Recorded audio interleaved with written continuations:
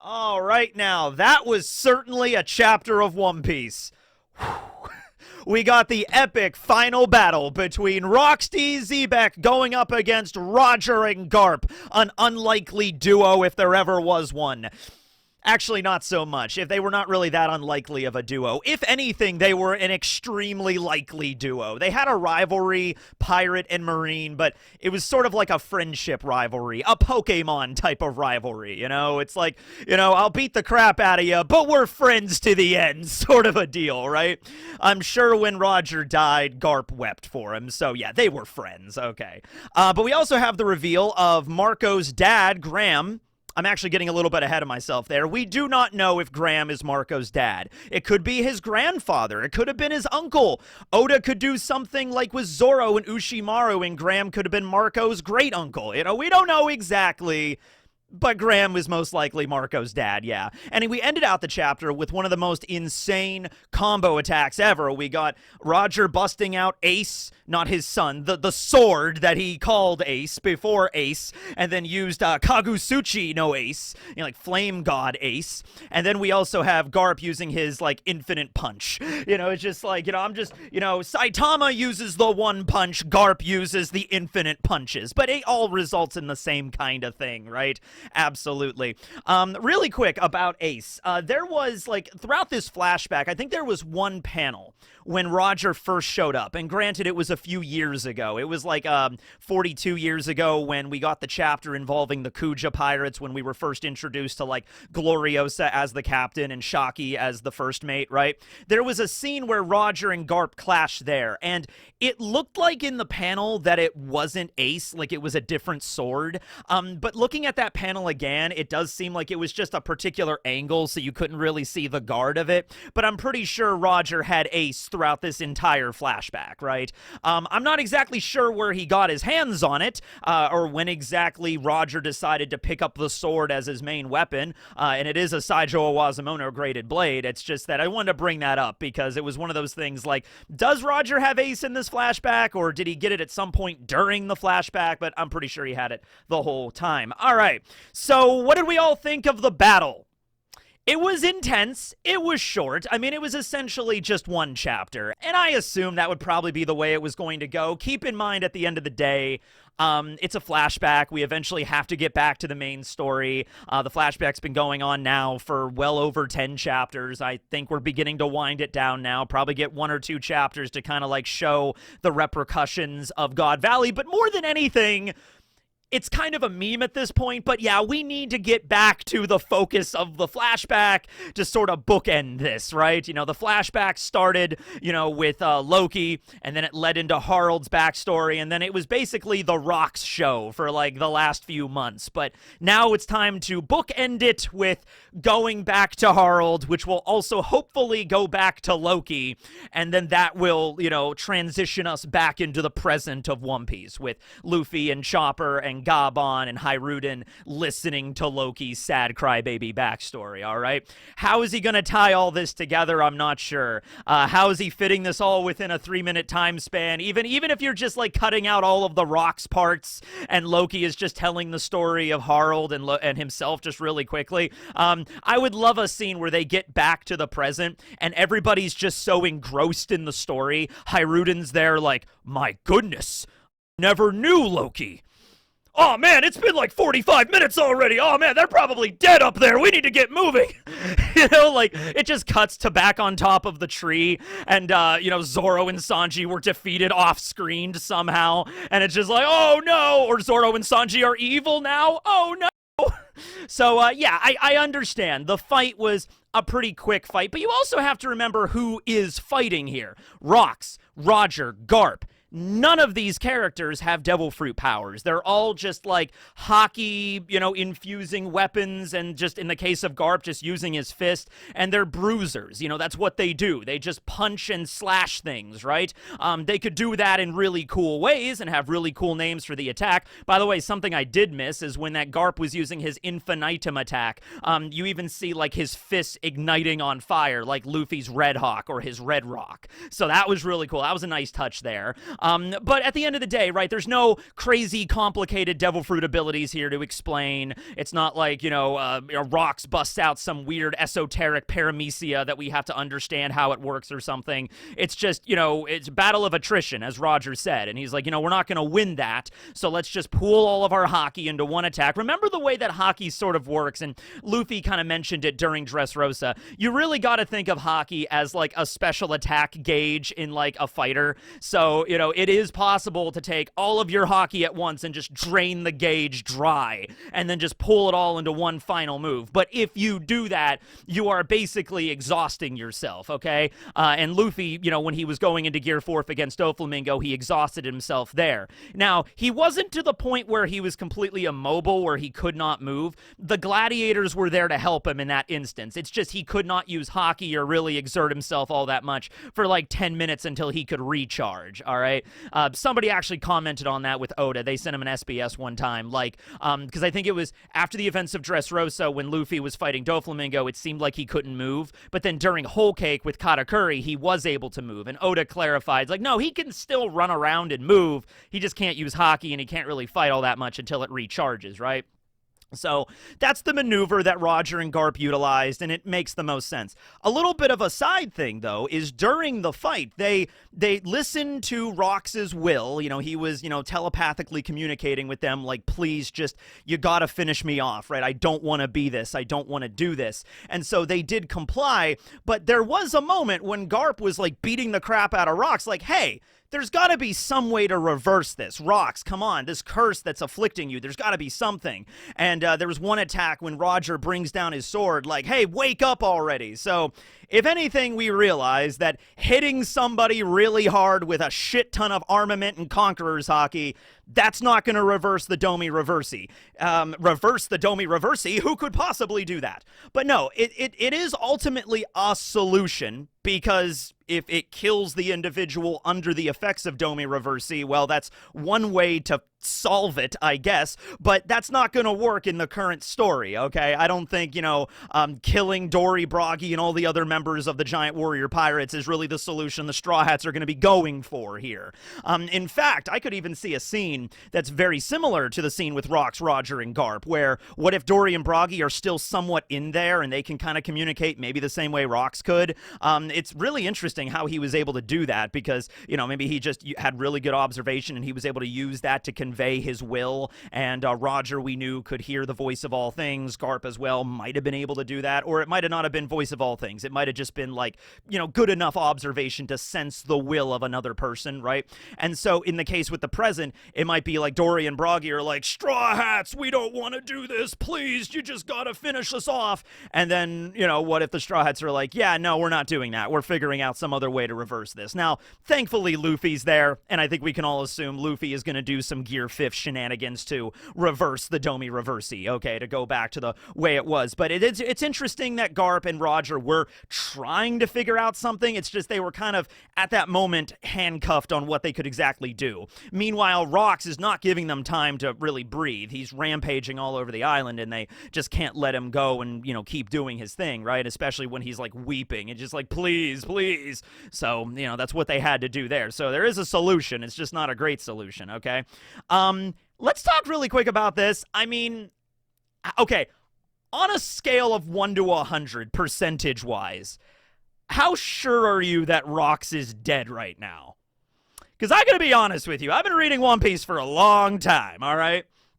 And I gotta tell you, the way that Rox was defeated at the end of that chapter didn't really ring true to me that oh yes, this is clearly his death right here. I mean, that's what it was set up to be, right? What Sengoku set up and what Garp himself even set up way back at Reverie. Yeah, and then so we already kind of understood that, oh yeah, Rox died at God Valley. I don't know. I don't know. I'm 75% sure Rox is dead right now, okay? Just because, the attack was really cool. It was an awesome combo. But remember, we're just coming off of the awesome combo attack from not just Garp and Roger, but also Whitebeard and Kaido and Big Mom all together attacking Emu. And that did jack shit, and we saw that it did jack shit. And so here, I understand Rox is not the same as Emu, but Rox had the Domi Reversi powers and everything like that. I guess we don't know exactly if Rox was able to regenerate the same way as Emu was. We didn't really exactly see that. But yeah, I mean, like we saw the Reversi demons that were Rox's dad and grandma, and they were stomping around, and Rox was able to defeat them. So maybe it doesn't have the recovery powers. Maybe. It's just that last attack when Rox was beginning to like dissipate. We didn't see him like completely vanishing, right? It would have been a different story if we saw like part of Rox's body begin to disintegrate, and then more of it, and then eventually like his head disintegrated too. It's like the scene in Bleach when Ichigo finally defeats Ukiura, and Ukiura turns into ash and just like disappears like dust in the wind. It's like, okay, yeah, he's dead. You know, he's dead at that point. He's not coming back, right? So I don't know. If he doesn't have the regeneration, then yeah, he's just dead now. And then again, this is One Piece, right? Like some big reveal later on that like Roxy Zebek lives. It'd be like, I don't know, but that's just something there. Let's see. Let's talk about the Polo Graham thing really quick here. So, two things to note. Yes, because of the way the naming scheme is in Japanese, Polo Graham. Graham is his first name, and then Polo would be his family name, okay, the way that it's set up. So, technically speaking, his name is Polo, but his first name is not Polo, right? So, Marco's full name, as it should be, is Polo Marco, which read in the Western world would be flipped to Marco Polo, which is the name of the explorers. So yes, that was the joke that Oda set up a long time ago that finally, you know, comes to fruition there. And so awesome. Of course, I have the secret One Piece data book volume purple that nobody else has, and there's some other. They had also revealed Road was the sun god. You know, it's the ancient lost tome. It's a data book from the future that I somehow got with my time machine. Yeah, I'd show it to you, but it's in the shop right now. It's undergoing repairs. I mean, when you do make a time machine out of a DeLorean, you gotta take it and get it like oil changed every now and then. So yeah, and I'm not a car guy, so yeah. But yeah, something else people have mentioned before, and it would be cool if this was the case, and it can still be, but Oda would have to retcon something from a Vivara card, is that what if Polo Graham had the powers of the Tori Tori no Mi model Phoenix, the mythical zone, right? And so Graham dies at some point, and then because of the nature of a phoenix resurrecting itself from the ashes, that is how Marco was born, as it were, okay? So Marco is not so much Graham's son, although I guess in a certain way you could look at it like that, maybe more of Graham's, like, clone. So the only reason that that's a problem is because Marco was listed to be 45 years old in the data book, in the Vivara card. I believe he's 45, which means that during the events of God Valley, he's like 7. So he's already alive. Now, Oda has changed some character ages before in the Vivara card, like Caesar's age was originally listed as like 40, but that didn't make any sense for him to be part of Mads, unless he was like 10 years old when he joined Mads, which I still feel like you could have done that as like Caesar being like the little kid, like lab assistant or whatever, being raised by like Queen and Judge to become like a mad scientist. Like he listened more to them than Vegapunk. You could sort of spin it that way, but no, Caesar and Judge and Queen, they're all like in their mid-50s now, and then Vegapunk was 65, right? So like that's kind of the idea. But yeah, it could be the case with that. Like if Marco's age was listed at 38 years old or less than 38 years old, like at some point between the God Valley flashback and Odin's flashback, I would be with you on that, but so far as it's presented, that's not the case. And so Graham having the devil fruit, I guess it's not impossible that he could have the Phoenix devil fruit, and then Graham dies, and then they get the fruit. Maybe the fruit reincarnates a little different from all the other fruits because of the nature of the Phoenix. The fruit itself reincarnating out of Graham's ashes. Now that would be sick. That would be cool. And then Marco consumes that. And that would actually be even cooler if that was something through their family line, or maybe not their family line, but just like that it passes, like one for all. Like it passes on the power from one to the other. It's a very very unique way that fruit reincarnates, because that's how Phoenix Eye. I still don't know the plural of phoenixes. That's how they do it, right? Okay, so I just want to bring that up there. But yeah, Pologram, Polo Marco, Marco Polo. Yep, there it is there. So let's see here. Oh, yeah, this is something really quick. So the narrator in this chapter mentions two specific branches of the government. It mentions a branch of the Marines, G11, and a branch of Cipher Pol 6. And so G11 was, I guess, the Marine base that was in charge of that particular mission. So, like, Dragon was probably part of G11. Maybe that's where he was initially stationed. It really does seem that Dragon was, like, immediately out of basic training. Like, this was his first assignment that he got sent on. So I could see Dragon finishing up basic and then being assigned to G11, and then G11 being assigned the task in the West Blue, because all of the Grand Line bases are given the prefix G, all right? And so they cross the comm belt into the West Blue, and then they set up the whole operation at God Valley. Now, there is an issue with that, because the only way the Marines were supposed to be able to cross the Grand Line is because of Vegapunk's, like, technology to plate the bottom of the ships in Sea Prism. Vegapunk at this point is not working for the government. He should be just starting up MADS right about this time. So that's an interesting question. I'm sure the Marines had other methods that weren't as reliable to cross the comm belt, even if it was just like making sure that there were really strong Marines on board, because we've seen like Vice Admirals like Momonga are able to go toe-to-toe with a Sea King. It's not that big of a deal. Maybe they just try their luck, because it is possible. Remember, Don Krieg with a busted up galleon was able to cross the comm belt into the East Blue from the Grand Line. It's not impossible. You just got to get really lucky, and there's a little bit of like something. You have to have some way to propel your ship through the comm belt. But yeah, with the technology that Vegapunk provides in the current storyline, it makes it extremely easy, almost novel, to just travel from the Grand Line to one of the Blues if you're a member of the Marines on a government or a Marine ship. Okay, it makes it like a breeze. But back then, it was probably like, okay, we got to go from the Grand Line G11 into the West Blue. This is going to be a trip, all right? You know, we're going to almost certainly run across some Sea Kings that we're going to have to fight, so steel yourselves for that. Make sure there's some cannons that are big enough, and make sure there's Marines that are strong enough on board to deal with those things. But it's not impossible, just more risky. Then we get Cipher Pol 6, and I mentioned in the review that I was a little confused on why Cipher Pol 6 was involved with this, because the way that the Cipher Pols are ranked, depending on how important their jobs are, right? So Cipher Pol 1 all the way up to Cipher Pol 8 are the ones that are well known throughout the world. Cipher Pol 9 is like the secret Cipher Pol that not everybody knows about, and they get sent on missions involving like the ancient weapons locations, like we saw Cipher Pol 9 at their mission on Water 7, right? And then Cipher Pol 0, not exactly sure if the general public know about them, probably not, but they work directly under the Tenryubito, okay?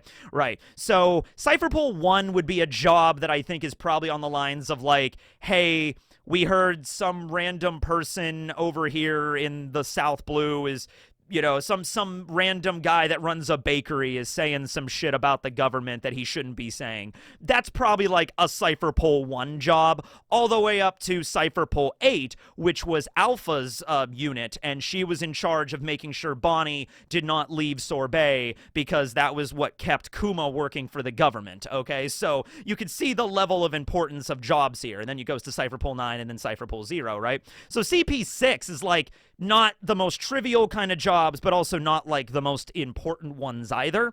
Some people have brought up, it's like, well, maybe Cipher Pol 6 is more about just like more of the paperwork aspect of this, like making sure to go through, like, you ever read 1984, kind of like that, like you're the Ministry of Truth kind of bullshit, where Cipher Pol 6 is sitting there going through every single cartography book in the world and, you know, editing out God Valley so it never appears on any map anywhere, going back and, you know, rewriting or redrawing ocean charts and everything, because this is like an entire island that you are erasing from existence. So there's a lot of paperwork and bureaucracy that needs to be done there. That's probably their job, rather than trying to cover up something huge about like the shadow ruler of the world, Emu, being present on that day. Is more about just covering up that type of history. All right, so that's probably what Cipher Pol 6 was there to do in terms of their level of competency. Remember Jerry, one of the dudes that was guarding the sea train was Cypher Pole 6. He's the guy that trained on Karate Island,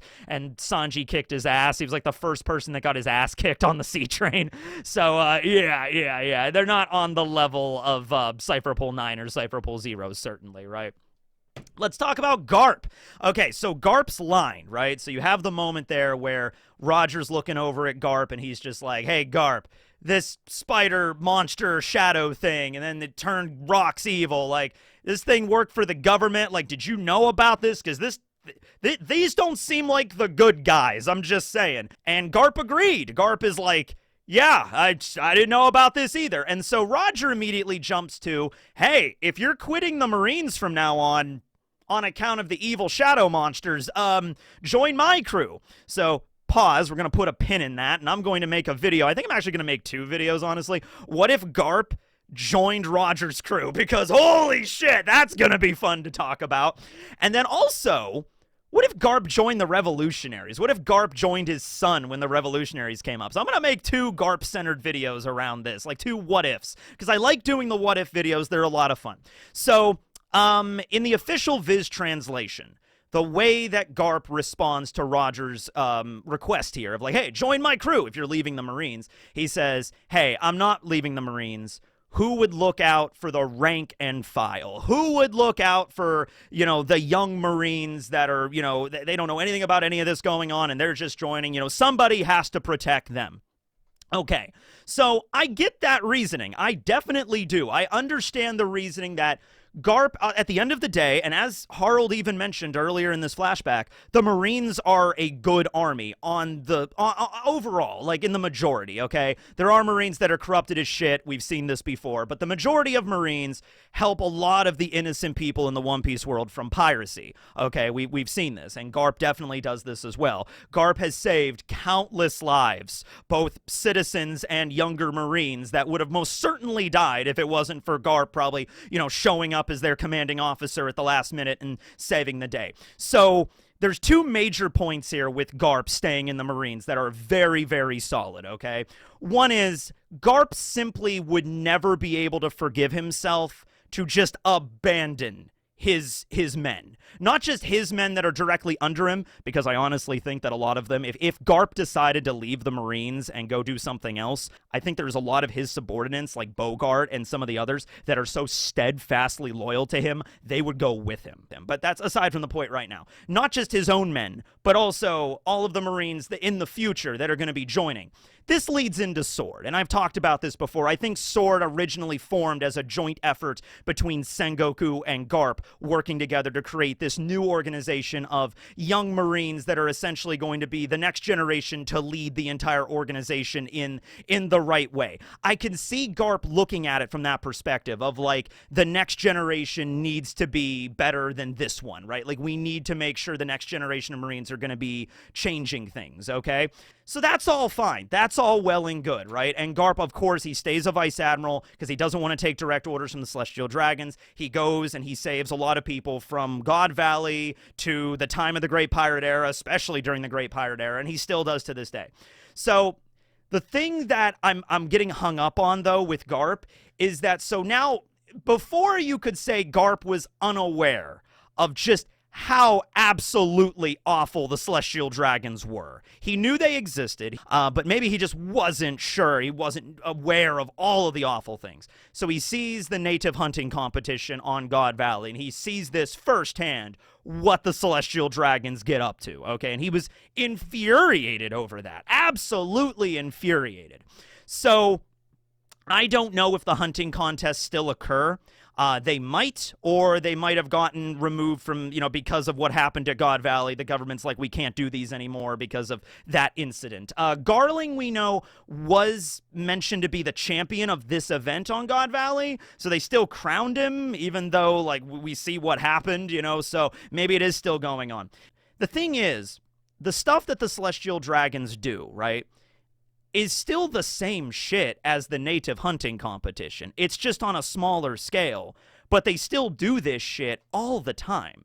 Like, the first time we get introduced to the Celestial Dragons, Roswald, Charlos, and Chaldria, they're at Sabaody, and one of the first things that happens, well, first of all, we see them carting their slaves around, walking on top of them, using them as pack animals, essentially, and then also Charlos just shooting completely innocent civilians in the street, okay? So I have a simple question here, okay?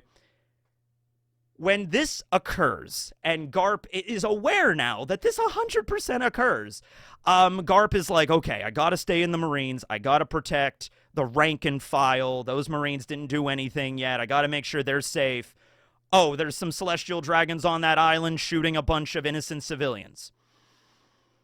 Well, I can't do anything about that. So, because, and look, I'm not even saying that, like, well, what's Garp supposed to do? It's like, you're right. If Garp went to an island, as much as I would like to see Garp going up, Luffy style, and just punching a Celestial Dragon clean in the nose and just saving a bunch of innocent civilians, what would immediately occur is that Garp would be arrested, and there are strong enough Marines in the government to do that. I mean, Garp is lauded as a hero right now, but if he were to do that, they would send admirals on his ass, the fleet admiral would go after him, they would probably send the God's Knights if he put up a shit ton of resistance, right?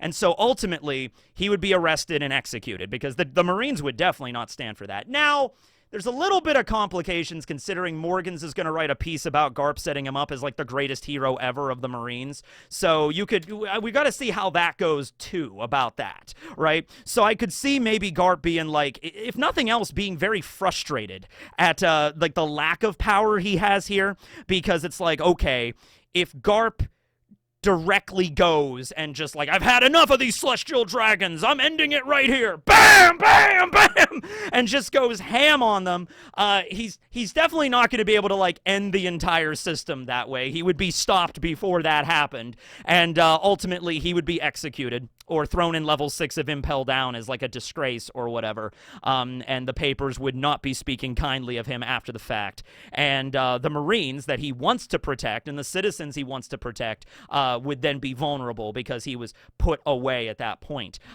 So I get that. I do. It's just, it must have been incredibly difficult for Garp for these 38 years to know about what was happening and, like, not really being able to do anything about it. Or if he knew if he tried to do something about it, he might save some people in the then and now on the small scale, but ultimately he would just end up probably executed, right?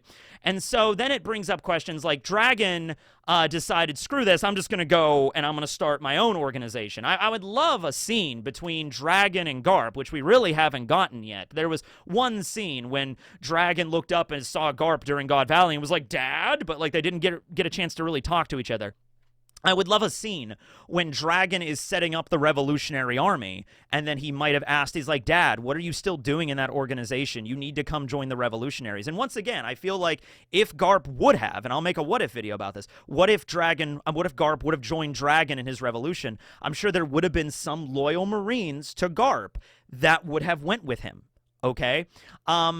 Maybe Garp's perspective on this is like, okay, there's nothing that, you know, Garp or Sengoku could do, so they have to start, like, setting up Sword now, establishing that organization for later. Like, maybe they figured that, like, eventually the tide would change and something would occur. And make no mistake, Garp and Sengoku and Suru and the other high-ranking members of the Marines, like the old guard, are going to play a role in this final battle, right? Like, they're going to be there, absolutely. We're going to see Sengoku bust out the Buddha form. We're going to see why Suru is, applauded as the great tactician.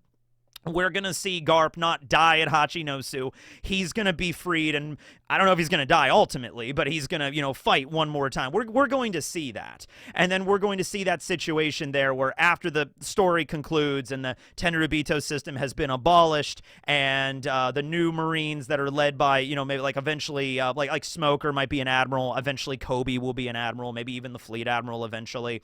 That's all going to be good for the sake of, like, an epilogue of One Piece. Absolutely, I could see that. It's just, in the meantime, Garp is now fully aware what's happening and just like, I really can't do anything about that now, So I guess I'm just going to set up this thing for the long game, I suppose, is Garp's logic. Meanwhile, still going out there to save as many people as he can, helping his subordinates to be fine Marines that actually do fight for justice. And I'm also sure that Garp, whenever he sees a Marine acting like a corrupt piece of shit, I'm sure he goes over and, beats the crap out of him or, issues a court-martial or whatever he's able to do. I mean, hey, the first time we see Garp, he's actually court-martialing or being part of that with Morgan at Shellstown, right? That's the first time we get introduced to him, right? So in the meantime, he's doing that and setting up this other thing in the background, right? So that's the story with Garp, and we don't know the flashback from his perspective either. We still need to learn about Garp's little flashback of like filling in all the gaps there with raising Dragon, and then probably going to be another part of this after God Valley and what he was thinking about and everything. All of this leading up to where Garp right now is in the story. Okay. Well, anyway, that's pretty much everything with the chapter. I just wanted to kind of go over it again because a lot of stuff in this one. Break this week. I'm going to try to knock out a few more of the Paramecia Devil Fruit abilities because we're almost done with those. We only got a few left, like 5 left of those, and then we'll move on to the Zoans. All right. Thanks for watching, everybody. This will be Teching, signing out. Later.